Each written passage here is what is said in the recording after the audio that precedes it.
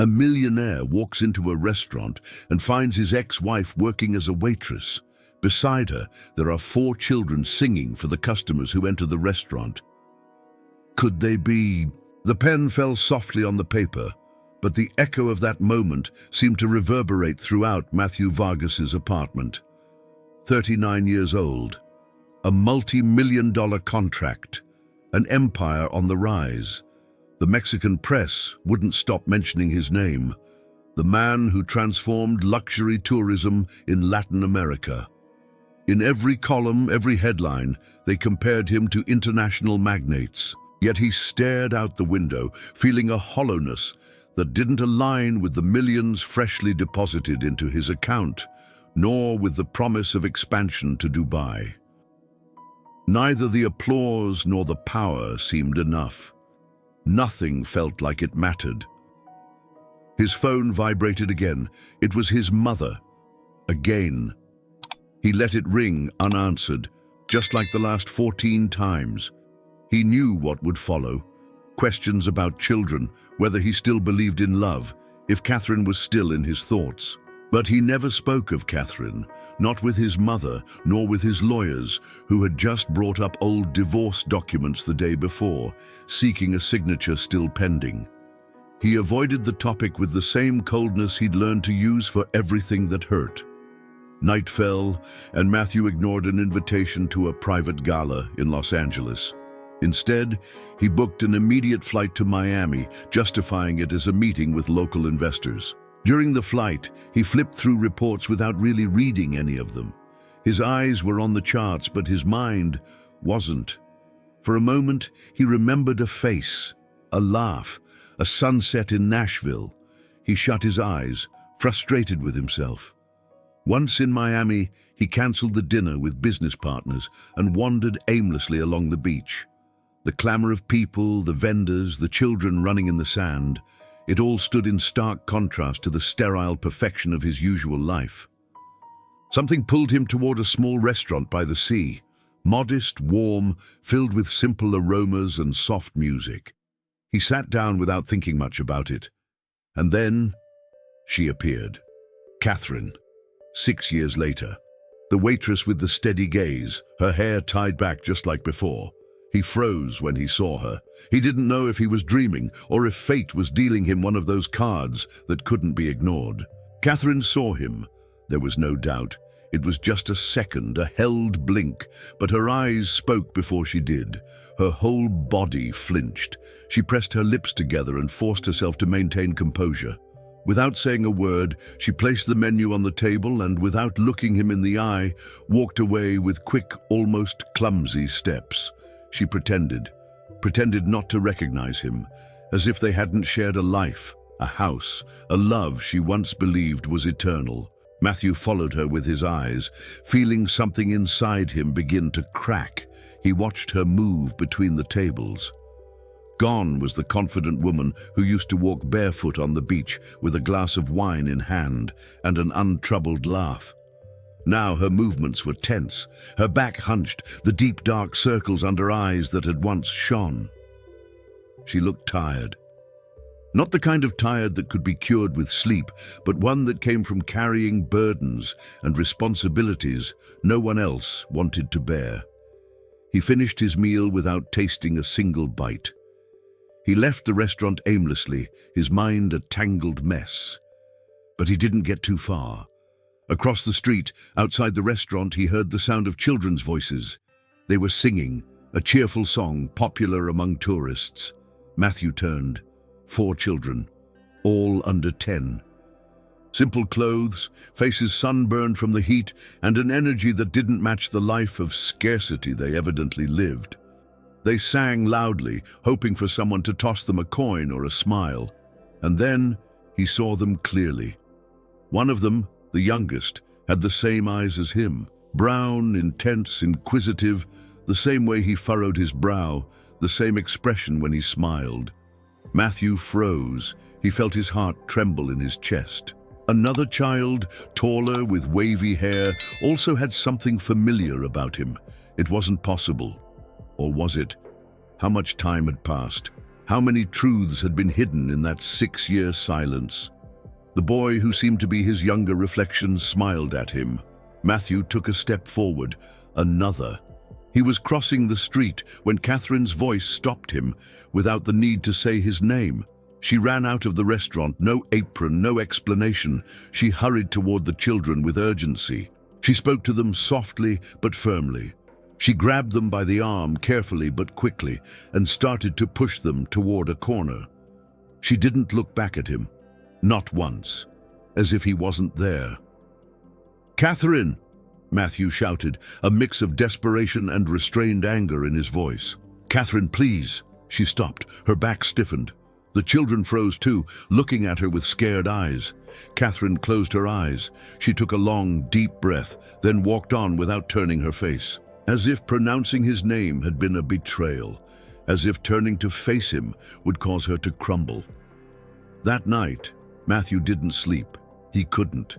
He mentally replayed every detail: the children's glances, Catherine's voice, the way her hands had protected them. Were they his children?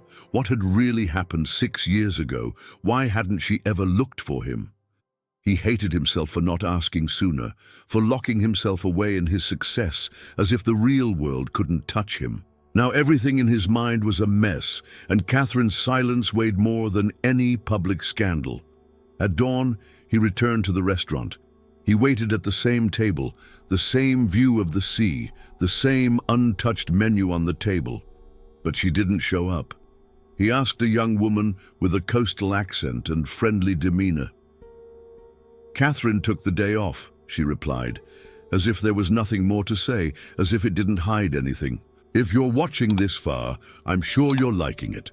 So I want to ask you to subscribe to the channel." That same night, back in his hotel, Matthew opened a folder with documents about local business that his assistant had prepared for him. He was trying to distract himself, focus on the numbers, the investments that had brought him to Miami. But something made him pay attention to one sheet where the name of the restaurant by the sea was listed. In small letters at the bottom of the document, a name appeared: Catherine Davis. The surname hit him like a gust of salty, dry wind. He didn't need more proof. It was her. But the children were another story. The next day, without thinking twice, he contacted a private investigator. He didn't want any scandals, no cameras, no move that could get to the press. He asked for absolute discretion. The assignment was clear: confirm if the 4 children seen with Catherine Davis were his. Find out where they lived, how, and with whom. He didn't ask for more. Not yet. The face of one of the children remained etched in his memory with a clarity that was impossible to ignore. While the investigator began his work, Matthew walked the beaches again. He walked for hours, hoping to run into her by chance. As if the sand might deliver her to him, as if the breeze knew more than he did. But Catherine didn't appear, not at the restaurant, not on the street, not among the people. Each night, he returned to the hotel more confused, more anxious. It wasn't until the 3rd night that he saw her again. The restaurant was full, soft music blending with the murmur of tourists, and the aroma of seafood filled the air. She passed between tables, wearing her blue apron, a tray in her hands, as though time had never interrupted. But at the same time, Matthew was no longer the same. He stood up. Before she could turn away and pretend once more, he confronted her. "They're my children, aren't they?" Catherine frowned, maintaining her composure. She grabbed his arm firmly, expertly hiding the tension in front of the customers. With a calculated move, she guided him to the back of the restaurant, where a door led to a poorly lit service area that smelled of garlic. "I found out I was pregnant a month after you left," she said, her voice barely a whisper. "I knew you, Matthew. I knew you'd try to control them. From day one." It took him a moment to process. Her words were like stones thrown without warning. He didn't know what to say immediately. He just stared at her, as if he was seeing her for the first time. "Then why didn't you look for me? Why didn't you ask for help?" he asked, his voice cracking, a mixture of fury, guilt, and confusion. You shut me out of their lives completely. Catherine looked down for just a second, but when she raised her head again, her eyes were full of strength, and also of tears that she had kept hidden. You chose your empire. I chose to protect my children, she said firmly, though her voice trembled at the end. I didn't want them to become just another piece of your agenda.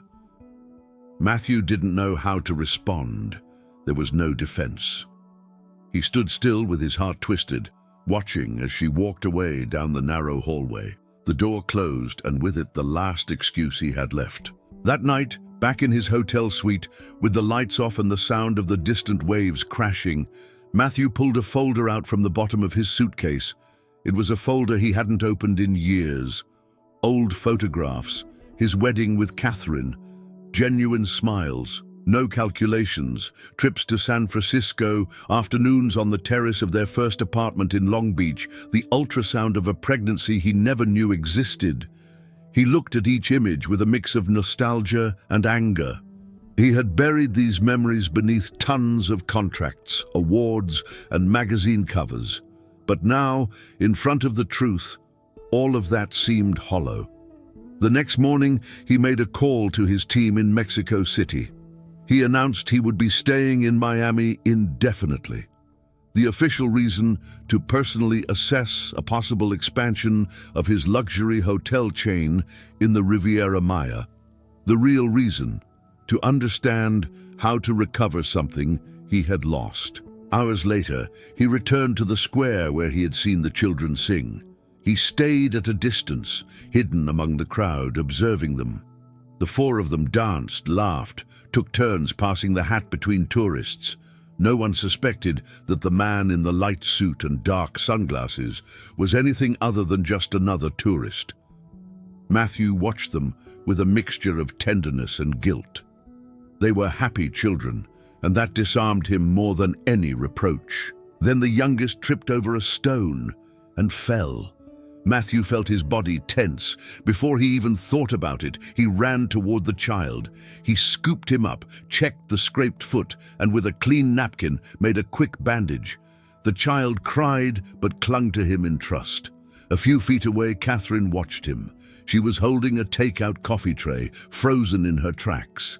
Her face was a mixture of emotions that were hard to decipher. Anger, of course, but also fear, and something else. Doubt. For the first time, she didn't know if she should intervene or just stay still.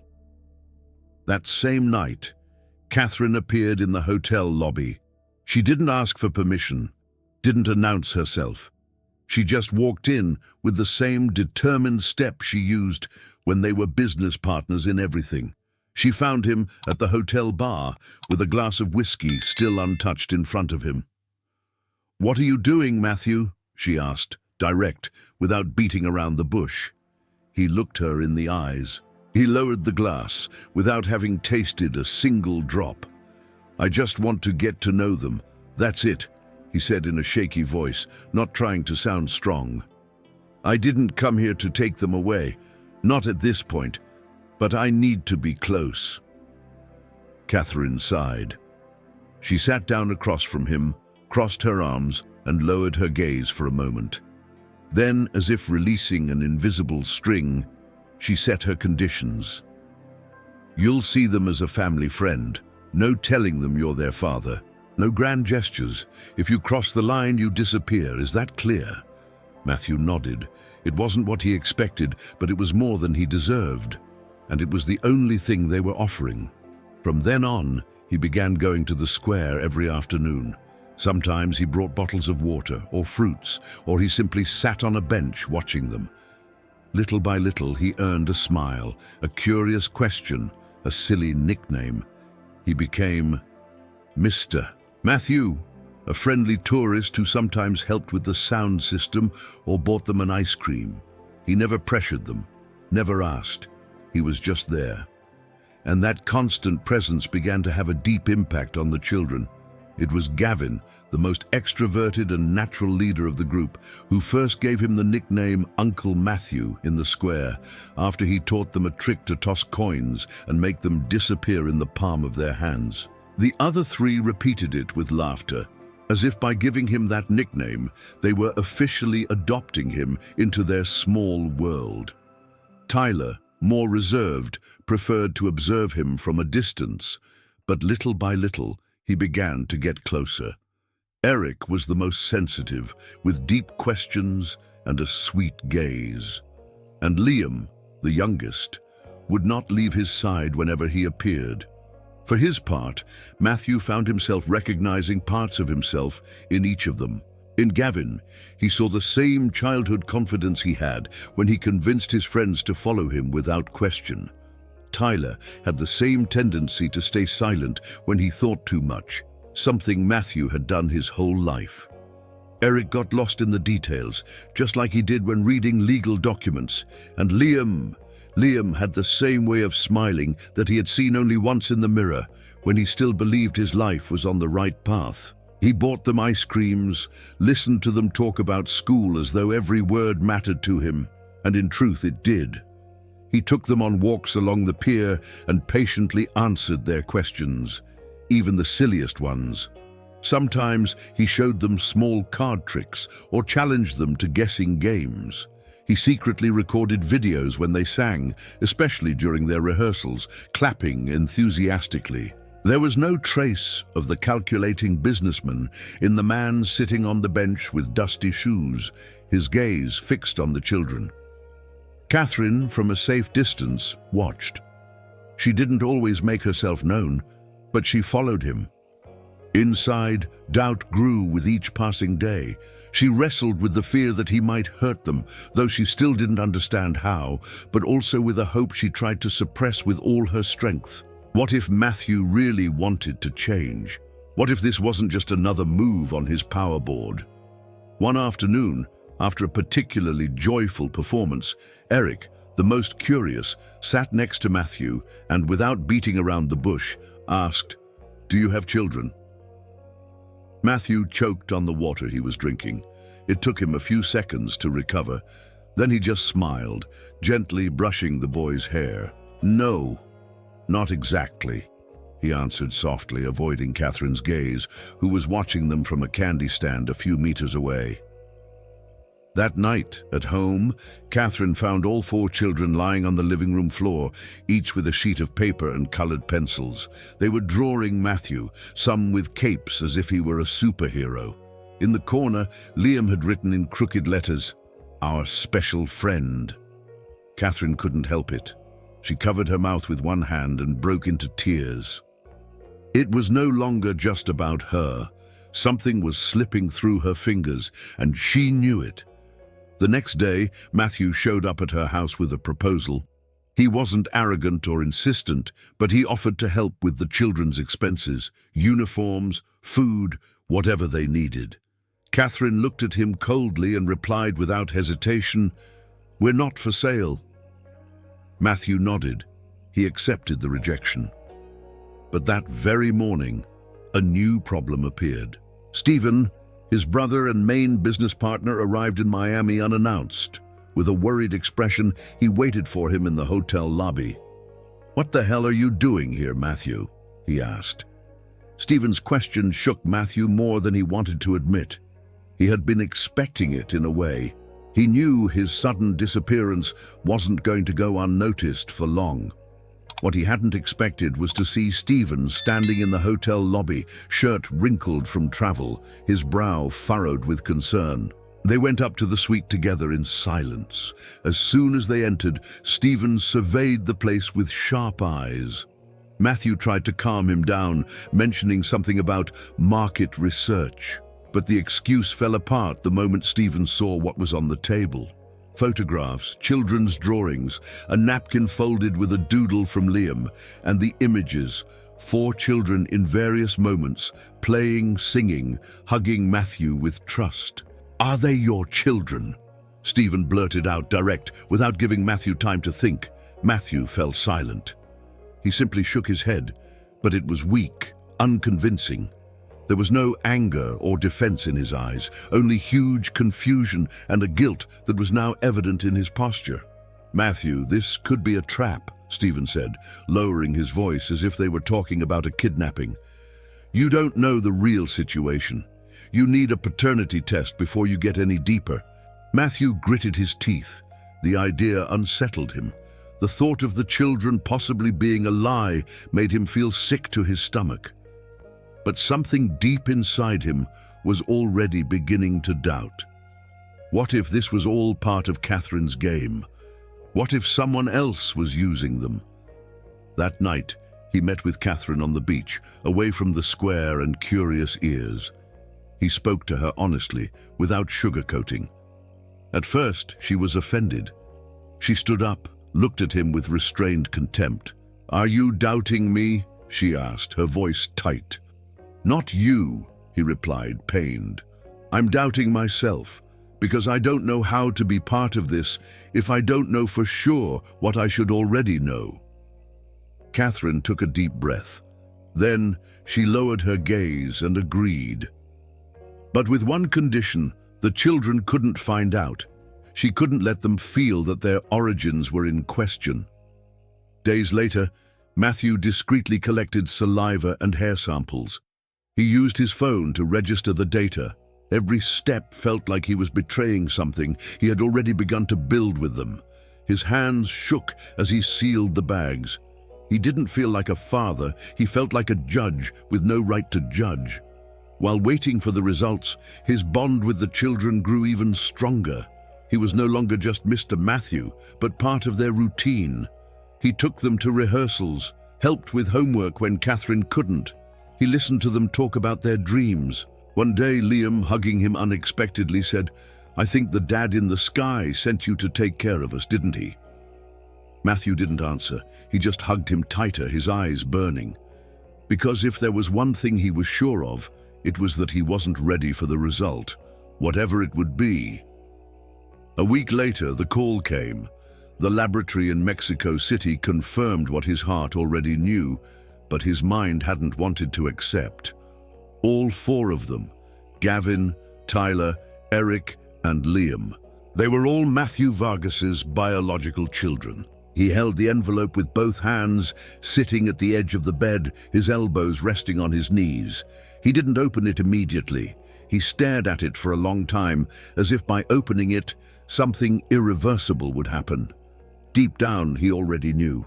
His heart had understood it since the first ice cream shared, since the first time Liam had fallen asleep in his arms. But he needed to face it, to confirm it. His hands were trembling.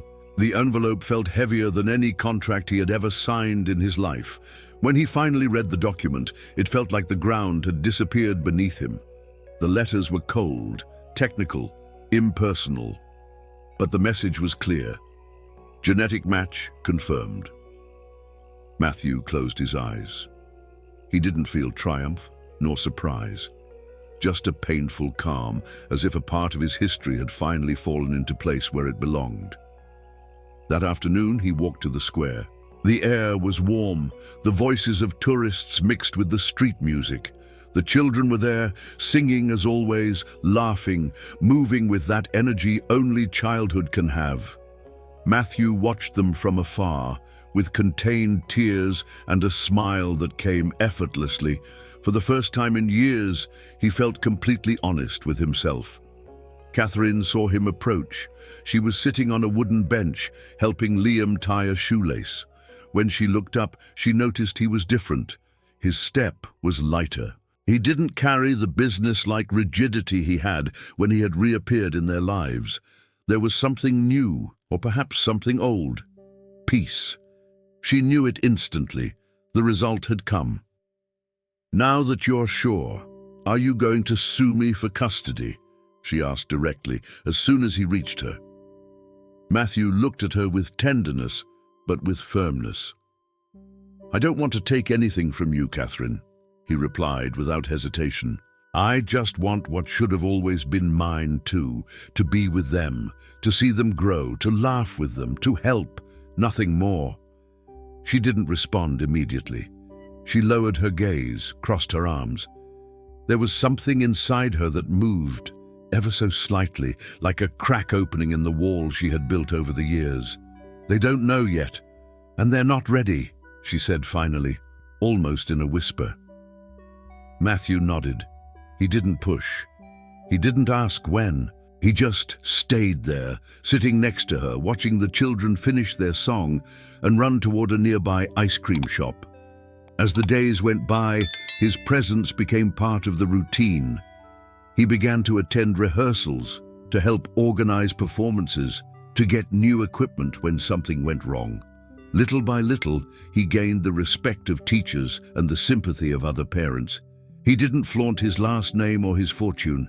He was just present. One afternoon, as the children played in the sand after rehearsal, Catherine watched him from afar. He ran with them, threw himself on the ground, pretended to lose in a sword fight made of sticks. Gavin hung around his neck. Liam shoved sand in his shoes. Matthew laughed. He really did. Catherine said nothing. She just looked at him. Something in her expression softened. Maybe for the first time in a long time. That night, as she gathered the children's drawings in the living room, she found a new one. It was a portrait of Matthew with a cardboard crown and 4 children hugging him. In one corner, Eric had written, "Our silent hero." Catherine smiled alone, without realizing it. She sat on the couch with the drawing in her hand, and in a low voice she laughed, remembering something she thought she had forgotten, when Matthew said, convinced, that he wanted an army of children. A few days later, without warning or signatures, the musical group where the children performed received a large box with new instruments: guitars, drums, wireless microphones, laminated sheet music, and even a small electric keyboard. The group's director, a retired musician from Veracruz, thought it was from an anonymous sponsor or a generous tourist, but Catherine quickly pieced it together. No one else had that level of interest. No one else knew the group's needs so well, or the children's. That same afternoon, she went to the pier where Matthew was having coffee, staring at the sea. She stood in front of him without beating around the bush and confronted him. "They need you, Matthew. Not your money," she said, a mix of disappointment and firmness in her voice. Matthew looked up calmly. He wasn't surprised by her words. He had been expecting them, but that didn't make them hurt any less. "I know," he replied without defending himself, "but I also want them to have more than the basics. Just that, Catherine, nothing more." She didn't respond. She simply looked at him, as if trying to read beyond the words. And for the first time, she found no calculation or strategy in him. Just a tired man trying to do something right for the first time. That same night, chaos arrived without warning. Eric woke up with a high fever, dry lips, and bright eyes. Catherine panicked. She didn't have much time to think. She wrapped him in a blanket and took a taxi straight to the hospital. 20 minutes later, Matthew appeared in the emergency room. No one had called him, no one had informed him, but there he was, breathing heavily, with his shirt half-buttoned and his face marked by concern. "Where is he?" he asked as soon as he saw her. Catherine, too exhausted to argue, just pointed toward the bed. Matthew approached, touched the boy's forehead, spoke softly to him and stroked his hair. He stayed by his side all night. He didn't even flinch when the nurses asked him to move. He didn't leave. Not this time. By the early hours of the morning, Catherine allowed him to hold Eric, for the first time without resistance. Eric slept deeply, his arm hanging over Matthew's chest, and he didn't move, as if he were afraid that the moment might vanish. A couple of hours later, while the boy slept under observation, they shared a coffee in one of the hospital hallways. They didn't speak. There was no need. The silence between them wasn't uncomfortable. It was dense, filled with memories, unsaid words, and still open wounds. But there was also something else, something suspended, like a possibility neither of them dared to name. The next day, all 4 children stayed asleep on Matthew in the small waiting room. Liam leaning on his shoulder, Gavin on his legs, Tyler curled up beside him, and Eric, still pale but looking better, holding onto his shirt. It felt like a scene from another life, a family, broken and whole at the same time. Catherine watched them from the doorway. She almost cried, but she held it back. She bit her lip and pressed her arms against her chest. She couldn't afford to fall apart again, not when she had barely managed to stay standing. That night, back at the hotel, Matthew locked himself in his room and dialed his brother's number. "I'm going to stay longer in Miami," he said without hesitation. "The empire can wait." And it wasn't a metaphor. The very next week, Matthew completely reorganized his routine. Mornings were now his time to work. He connected from his hotel desk, surrounded by papers, charts, and video calls that no longer weighed on him like they used to. He delegated tasks, reduced his workload, and for the first time in years, he stopped controlling every detail as if the world would collapse without him. At noon, he would shut down his laptop and put his phone away. The afternoons, from then on, belonged to the children. Gavin, Tyler, Eric, and Liam noticed the change without fully understanding what it meant. They knew that Uncle Matthew was always there. He arrived on time for rehearsals, never missed a performance, helped them with their homework when Catherine couldn't. He became part of their daily life, as natural as the neighbors' morning greetings or the sound of the sea in the background. Catherine also noticed. There was a different kind of calm in him, a way of being that she hadn't known during their years of marriage. They approached each other cautiously, like walking on thin ice. One afternoon, while they were clearing the plates from an impromptu picnic in front of the sea, she stopped for a second, looked at him and said, "You're different, but so am I." Matthew looked at her with respect. He didn't say anything. He understood that this was her way of warning him, "Don't get confused. It's not like before." A few days later, without explanation and almost shyly, Catherine asked him if he wanted to have dinner with them. All 5 of them. Matthew agreed immediately, but spent the entire afternoon unsure of how to breathe properly. That night, he showed up with some sweet pastries, nervous like an adolescent. He helped set the table, washed his hands before cutting vegetables, and even bent down to clean up when Liam knocked over a glass of water. He wasn't the businessman. He wasn't the man who once lived in a penthouse with daily cleaning service. He was someone new, or perhaps someone who had finally hit rock bottom to discover who he really was. During dinner, between tacos and rice, laughter and small jokes, Liam, with his brutal innocence, asked, "Matthew, why didn't you ever have kids?" The silence fell like a brick on the table. Everyone stopped chewing. Matthew swallowed hard. He thought for just a second.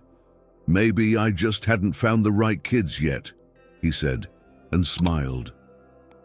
Catherine looked away. Her eyes watered, but she didn't let anyone notice. She just kept serving juice. After dinner, they played dominoes on the terrace. The children teased each other. Catherine laughed openly, a clean, clear laugh like the ones from before. Matthew looked at her with tenderness, but without trying anything. He knew this night wasn't his, it was theirs. When the children went to bed, Catherine and he stayed alone. They picked up in silence. Then they sat on the same terrace with a little coffee and no need for words. For the first time in years, they talked about the past without raising their voices. They remembered the house they lived in, the decisions, the shared guilt. There were long silences, but they weren't uncomfortable, just heavy. "You lost me before I lost you," she said quietly, not looking at him. Matthew lowered his head. He didn't interrupt. "And I lost myself," Catherine continued, "before I knew what I wanted." The conversation ended there, suspended in the air like a truth they both knew but hadn't dared to name. Matthew returned to the hotel with his chest full of questions that didn't need answers. He thought about the children, about her, and how far his former world seemed, but that world wasn't ready to give up so easily. A few days later, a business executive from Vargas Hotels appeared in Miami. Hugo Cervantes, the director of international operations, didn't need pleasantries or kindness. He waited for him in the hotel lobby, agenda in hand, with a stern look on his face. "We've postponed meetings for over a month, Matthew. Dubai, Madrid, Rio. Everyone is asking for you," he said, not bothering to hide his annoyance. "And here you are, organizing children's activities?" Matthew swallowed hard. He tried to keep his composure. He mentioned something about market studies in the region, about pilot projects and community outreach. But Hugo was already well informed. The truth, disguised as rumors, had been circulating through the industry like wildfire. "Everyone knows, Matthew," Hugo added with a dry tone. "They know you found children you didn't know you had, and that you're more focused on them than your company." Matthew went silent for a second, not because he wanted to deny it, but because, for the first time in his life, he didn't care. Hours later, Stephen showed up at his door again. He was tenser than before, more nervous. He carried a folder full of documents and an expression of urgency. "We need a contingency plan," he said, without even sitting down. "There are brands associated, contracts with delicate clauses. There could be a scandal if this leaks the wrong way. We need to control the narrative." "What are you saying?" Matthew asked, narrowing his eyes. "I'm saying maybe we should keep them out of the spotlight. Control what's being said." "What Catherine might say," Stephen said, his hands raised in a calming gesture. Matthew stood up as if he had been pushed. He took a step forward, eyes blazing. "You want to hide my children from the public?" he snapped. "Pretend they don't exist?" Stephen raised his hands in surrender. "I'm just saying you could be at risk, Matthew. She could use them to pressure you to—" "Enough!" Matthew yelled, cutting him off. "If I have to choose, I'll choose them. I'll leave everything, no hesitation." Catherine overheard part of the conversation from the hotel entrance. It wasn't her intention, but she heard him, and something inside her stirred. It wasn't just surprise, it was something deeper, maybe the first real crack in the wall she had built. That night at home, she sat in her room with a blank sheet of paper. She wrote a letter to Matthew. It wasn't a confession or a declaration, just a sincere, grateful, painful letter. But when she finished, she folded it carefully and placed it in a drawer. It wasn't time yet. Meanwhile, the children received an invitation to perform at a cultural event organized by the town hall. It would be at the main theater in the city center. Matthew, without telling anyone, spoke to the organizers, took care of the permits, rented professional microphones, and even had custom T-shirts made for the group. On the day of the event, the room was packed. Catherine helped the children get ready in the dressing rooms. Matthew stood backstage, his heart pounding in his throat. And when the four of them walked onto the stage, confident, singing at the top of their lungs, hands raised, with the light in their eyes that only happiness can give, Matthew cried, out of pride, out of love, for having found them. What he hadn't anticipated was that someone in the audience would capture that exact moment. A 40-second video where he was seen standing, eyes filled with tears, clapping as if the world depended on that gesture. It was uploaded to social media with a simple title, "The Proudest Dad in Miami," and it went viral. In less than 24 hours, millions of people had seen it. The comments were divided between tenderness and intrigue. Was it Matthew Vargas, the CEO of the most powerful hotel chain in Latin America? Who were those children? Why was he crying like that? What was he doing at a school event in a seaside town far from corporate glitz? The press reacted like a hungry pack. Within hours, reporters were circling the hotel, others loitering near the square where the children practiced, and some even dared to knock on Catherine's door. Stephen was the first to call. Is this what you want? He yelled over the phone. To be the CEO who cried over hidden children at a kids' event? Is that your legacy? Matthew took a deep breath. He looked out the window and saw Liam playing with a kite he had given him. This is who I am, he said firmly, and I'm not hiding anything anymore. Catherine saw the news on TV. Matthew appeared in a frozen image in the midst of tears and applause. She knew instantly that everything was about to change again, that there was no way to hide what she had protected for so long. She didn't feel anger, she didn't feel betrayal, she felt fear and a little hope. 2 days later, Matthew called a press conference. It was brief, direct, with no prepared speeches. He dressed simply. He spoke from the heart. I'm the father of 4 incredible children. I don't need to hide them. I don't want to hide them. They are my life now. The news spread throughout Mexico. Morning shows, serious news channels, influencers. Social media exploded. Some criticized him. Why had he hidden them for so long? Was it all a setup? Was there a strategy behind it? Others defended him. Finally, a powerful man was stepping up without conditions. But most people simply felt moved. It was a story that touched their hearts. Catherine was intercepted by journalists on the street. One asked her if it was true that Matthew was the father of her children. She hugged Gavin tightly, bent down so Liam wouldn't hear, and answered without hesitation, I'm not denying anything, but don't turn them into a spectacle. They're children, that's all. That night, after putting the kids to bed, she went to the hotel. She didn't announce herself, she just arrived. Matthew opened the door without asking, as if he were expecting her. You were brave, she said, a mixture of astonishment and recognition in her voice. Matthew didn't respond. He simply extended his hand to her, not to pull her in, not to keep her, but to offer something without words. She took his hand, and for a few seconds, time stood still. There were no cameras, no judgments, no wounds, just 2 people reconnecting. The next morning felt different. Something in the air was lighter, although the news still dominated every conversation. After the press conference, Matthew received a flood of messages. Single fathers who identified with him, women who congratulated him for stepping up with dignity, fans who never thought they would see the magnate become a full-time dad, even former rivals from the business world, men with whom he had clashed in tense boardrooms, sent him words of respect. Some understood, others simply didn't have the courage to judge someone who, at last, had put his soul before the business.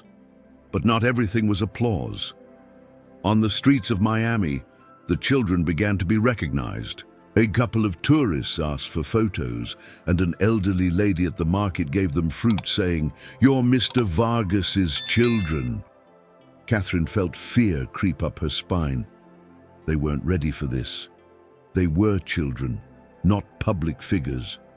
She had contained it for years, and now it was slipping through her fingers. Matthew understood right away. He didn't argue. The next day, he hired a private security team with absolute discretion. He also brought in trusted lawyers to legally protect the children's image, ensuring that no photo, interview, or public appearance happened without Catherine's and his consent. He showed her the papers. He explained each clause. It was the first time he used his power to protect, not to control. Meanwhile, in Mexico City, Stephen organized an emergency meeting with the shareholders of Vargas Hotels. The meeting was tense, with charts, public statements on screen, and phrases like "damage to the institutional image" floating in the air. Some demanded a firm stance, others urged caution. What no one expected was for Matthew to walk into the room. He entered without a tie, in a white shirt, his face calm. He waited for everyone to speak. And when they gave him the floor, he was direct. "I know this is uncomfortable, that there are contracts that demand discretion, that image matters. But I also know I spent years prioritizing a brand, while the most important thing in my life grew far from me." Silence. The company can survive without me, but my children can't, and that's the only legacy I want to leave. He announced his temporary retirement from the CEO position. Not a symbolic pause, a real change. He would step away, leave the operations in the hands of a transition committee, and focus on his family. The murmurs in the room were immediate. Some shareholders expressed concern, but most, though uncomfortable, couldn't argue with his decision. The authority with which he spoke left no room for rebuttal. Catherine found out on TV. She was folding clothes when the news appeared on the broadcast. At first, she thought she had heard it wrong. But no, Matthew Vargas was stepping down from the top, and he was doing it for them, for her. She stayed sitting on the bed holding a t-shirt in her hands, not knowing how to feel. That night she called him. He answered on the first ring. "Would you really do this for us?" she asked, her voice breaking. Matthew didn't hesitate. "For you, I would do everything I didn't have the courage to do before." Catherine didn't respond. She just hung up in silence, stayed on the balcony, the moon slipping through the curtains, and the soft sound of the sea. The children were asleep in the other room. She closed her eyes. Something inside her, at last, was beginning to change. A few days later, Matthew invited her to go out early without telling her where they were going. It wasn't a date. He didn't present it as such. He just said he wanted to show her something. He drove for 20 minutes on a little used road south of Miami before stopping in front of an old wooden gate. He got out of the car, pushed aside the rusty lock, and let her go in first. What appeared before her was a vast plot of land, completely empty, with an unobstructed view of the sea. Firm sand, scattered trees, fresh breeze. Catherine stood in silence, not understanding. "I want to build something here," Matthew said, taking a few steps on the land. "Not a hotel, no more of that. I want a house, a home, for us." She looked at him, incredulous. For a moment she thought it was a joke. Then she saw the way his hands moved as he spoke, nervous, awkward. Matthew Vargas wasn't selling an idea. He was confessing a dream. Catherine lowered her gaze. She didn't say yes, but she didn't reject the proposal either. She looked at the sea, the sky with no buildings in sight, and felt fear. Fear of getting her hopes up, of building something on top of something that had already collapsed once. But she also felt something else. Hope. Small, but firm. When they returned home, the children came running out of the living room. Gavin was holding a sign made of white cardboard, filled with drawings and colorful letters. Vargas Davis family, united forever. They had made it together, with crooked scissors and glue all over the place. Catherine couldn't hold back the tears. She crouched down, pretending it was sand in her eyes. Matthew, without saying a word, took her hand in front of the children. It was a simple gesture, but full of meaning. During the following weeks, Matthew became part of their family routine without anyone asking him to. He attended parents' meetings at school, sat down to help with homework, went to musical rehearsals, and prepared simple dinners when Catherine was too tired. He read stories at night. He asked about their days. He lived with them as if he had always done so. One night, Gavin woke up screaming from a nightmare. Matthew entered the room before Catherine. He hugged him carefully, cuddled him on the armchair in the room, and without thinking, started to sing. It was an old song, soft, with the rhythm of a lullaby. One that he used to sing to Catherine when they still dreamed of having children, long before everything fell apart. She heard him from the door, not moving. She stood there, frozen with tears in her eyes. She recognized him, not just the song. She recognized the man she thought she had lost forever. She walked in without saying a word. She sat beside them in silence. She rested her head on Matthew's shoulder as she used to. He didn't react. He just kept singing. Gavin had already fallen asleep, breathing peacefully between them. For the first time in 6 years they stayed like that, together without guilt or explanations, a child in his arms, and the feeling that time for a moment had gone back. With the new routine now established, and the days passing without the chaos that once dominated their lives, Matthew proposed something different one Sunday morning. He had the relaxed tone of someone who had already planned everything, but the look of someone still unsure. They were sitting in the kitchen while Liam asked for bread with jam and Eric tried to open a juice bottle with wet hands. Matthew casually dropped the idea. What if we go for a few days to San Cristobal de las Casas? Nothing big, just us. Walks, good food, fresh air. Catherine looked up. She hesitated. Her heart skipped a beat, the kind you try to ignore. Traveling all together was crossing an emotional line that couldn't be drawn with words. But there it was. However, when she saw the kids' eyes lighting up at the mention of trip and all together, she couldn't bring herself to say no. "Well, okay," she said with a small smile, "but you all pack your things. No way I'm doing it alone." The house filled with energy. Gavin and Tyler ran through the halls looking for their backpacks. Eric made a list with crayons, and Liam asked if he could bring Tigre, his favorite stuffed animal. Matthew just watched them from the door frame, a cup of coffee in his hand and his heart full. They arrived in San Cristobal by evening. The cool mountain air, the cobblestone streets, the smell of wood burning in the houses, everything was a stark contrast to the humid heat of Miami.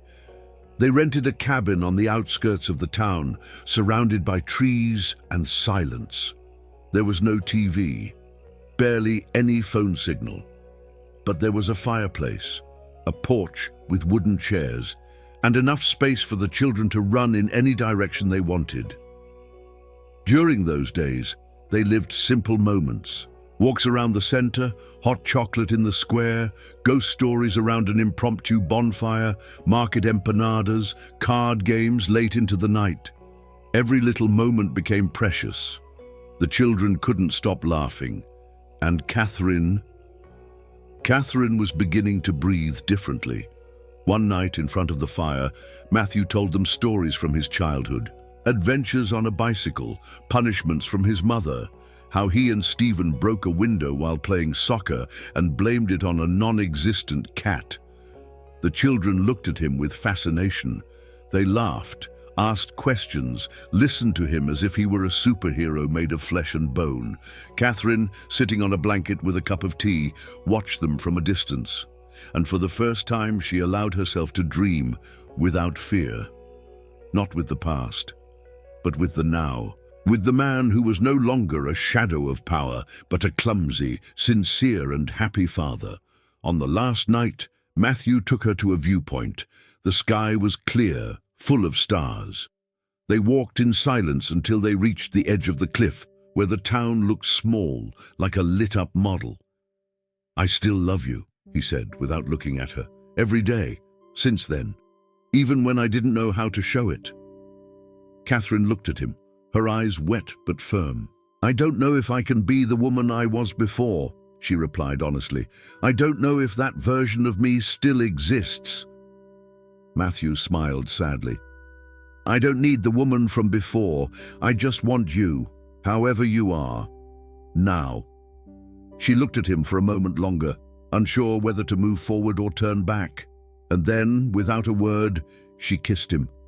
A slow, heartfelt kiss, as if forgiving and at the same time giving herself permission to start over. They walked back to the cabin, hand in hand. When they got home, the children ran into the house, shouting and running toward the sofa. "It was the best week of our lives," they all screamed in unison. Catherine and Matthew looked at each other over their heads, sharing a silent smile. They had made it, not an ending, but a new beginning. The promise wasn't just words.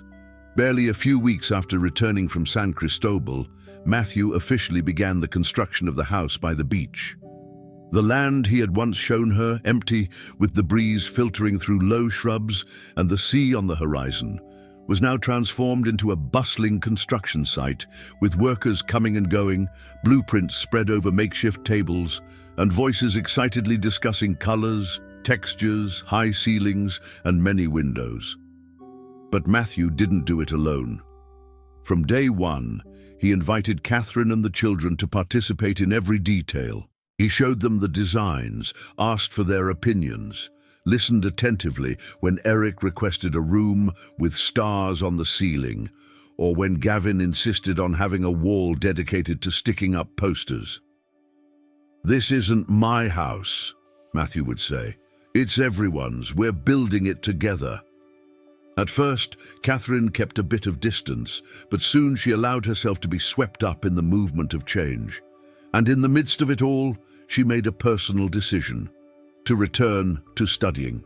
It was something she had postponed for years, first because of motherhood, then because of the life she had to build without help. Matthew encouraged her, but he didn't push. He left the brochure for a night school program on the dining table and said no more. She looked it over, thought about it for a few days, and enrolled in a pedagogy course. He accompanied her on her first day of classes. He stayed in the car reading while she entered with a backpack on her shoulder, nervous like a teenager. When she came out hours later, he was there waiting for her, with a thermos of coffee in his hands. He didn't ask how it went. He simply hugged her. "I'm proud of you," he said. "I've always been. I just didn't know how to say it." As the house took shape and Catherine began to reclaim spaces of her own, Matthew remained present, without invading, without directing. He was there when he was needed, and he stepped back when it was necessary. The children felt him more and more as their own, even though no one said it out loud. It was the routine of a home that was beginning to understand itself as such. One summer day, Stephen returned. He had been absent for months, busy with the interim management of the hotel chain, and, in part, allowing his brother to figure out the new direction of his life without interference. He arrived unannounced, just with a backpack and a bottle of wine in hand. Matthew welcomed him with surprise and a long hug. Then he took him to the construction site.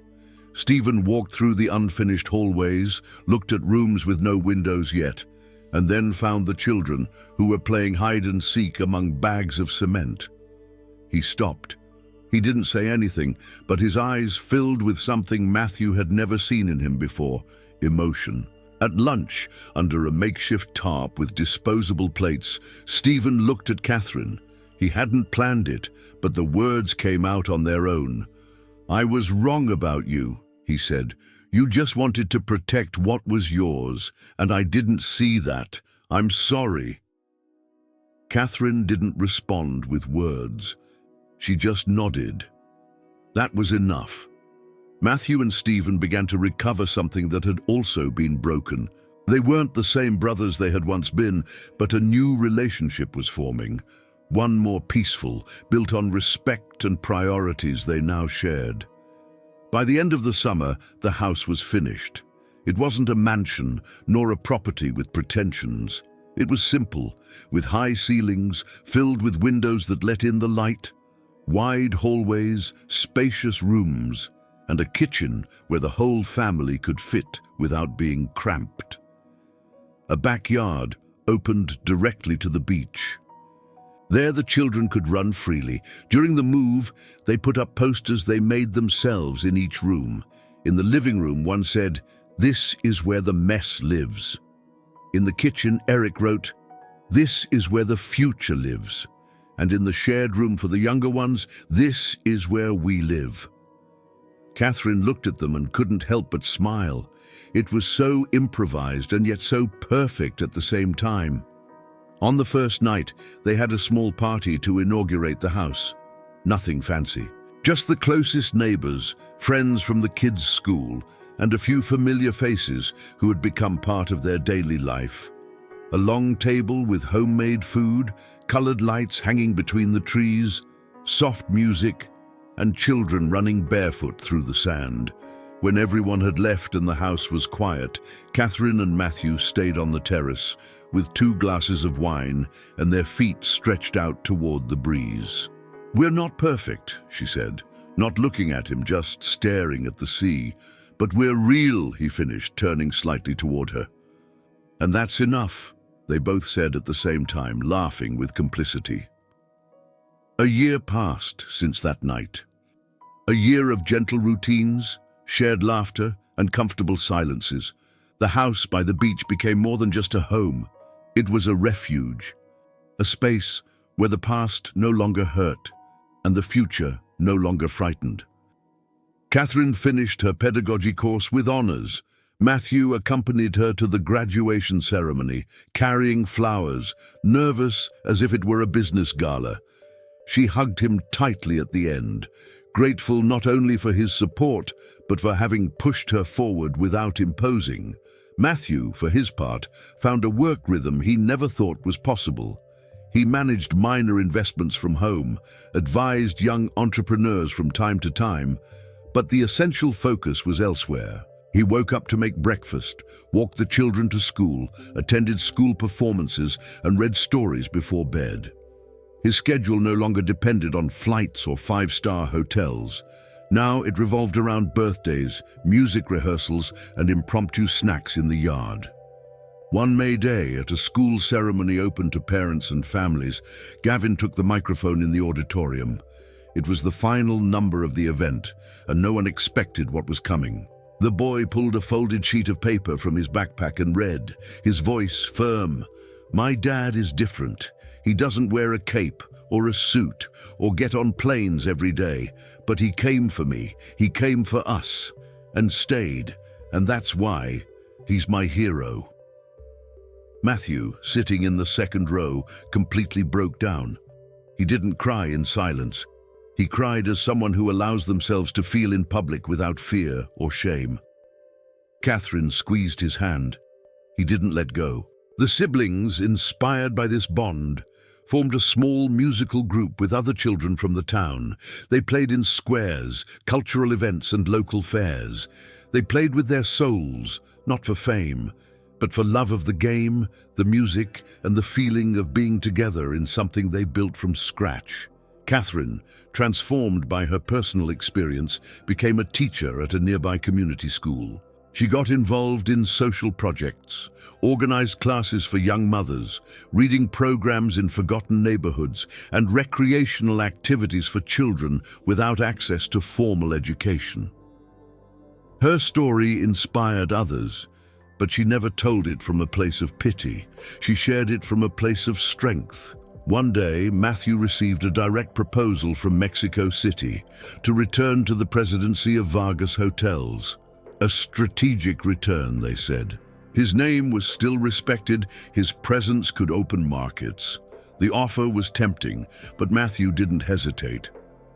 "Thanks, but I've found my best position," he replied over a video call. "I'm a dad, and I wouldn't change that for anything." On weekends, the house filled with people. Neighbors knew they could arrive without an invitation. There were long tables with shared food, children playing in the sea, stories exchanged at sunset, and music coming from the porch, where Gavin and Tyler tuned guitars while Liam practiced an absurd choreography with Eric. One Friday afternoon, the 4 children came to Catherine with an envelope in their hands. Inside was a letter they had written together. They asked, with tenderness and determination, to carry the Vargas surname officially. They wanted their name to tell their story. Catherine hugged each of them tightly. Then she signed the papers with a peaceful heart, knowing it wasn't a concession, but a celebration. Months later, Matthew traveled alone to Mexico City. He carried an envelope with papers that no longer mattered and a key. He entered his old office, where a few mementos still hung on the walls. He walked through the quiet space, touched the desk he knew by heart, and took a deep breath. He'd left the key on the desk, along with a note that read, "Thank you, but it no longer belongs to me." When he returned home late in the afternoon, he found Catherine and the children in the yard.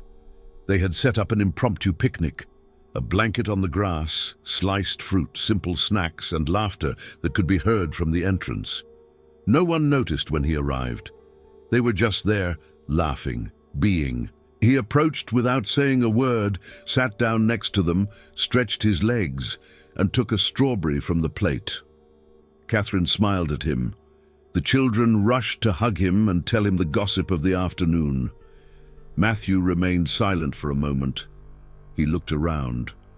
There were no thrones, no auditoriums, no spotlights, no multi-million-dollar contracts. Only his people, their laughter, their peace. And he thought, he didn't save the world, but he rebuilt his own. And that was enough.